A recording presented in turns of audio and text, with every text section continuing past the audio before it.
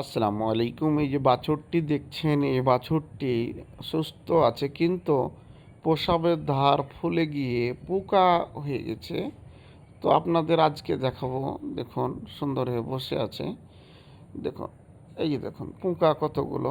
আর আমি কি ওষুধ ব্যবহার করলে এখানকার পোকা মারা যাবে এবং দ্বিতীয়বার আর পোকা হবে না। এই দেখুন, পেশাবের একটু পাশেই দেখুন কত গর্ত করে দিয়েছে। তো এই যে নিকোটক্স পাউডার, কেমিস্ট কোম্পানির, আরও অনেক কোম্পানির আছে, টাইকোফোন আছে একমি কোম্পানির, অ্যাক্টোনিল আছে স্কোয়ার কোম্পানির। তো সব থেকে আমি এটাই ব্যবহার করি।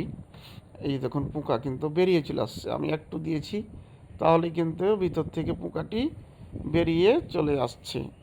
তো আপনারা ভায়োডিন দিয়ে সুন্দর করে যদি এই নিকোটক্স পাউডারটা দেন দিনে 2 বার করে, তাহলে ইনশাল্লাহ পোকাগুলো পড়ে যাবে। আর হালকা একটু অ্যান্টিবায়োটিক দিতে পারেন ঘাটি শুকানোর জন্য, এবং এর সাথে সালফাভেট পাউডারও ব্যবহার করতে পারেন।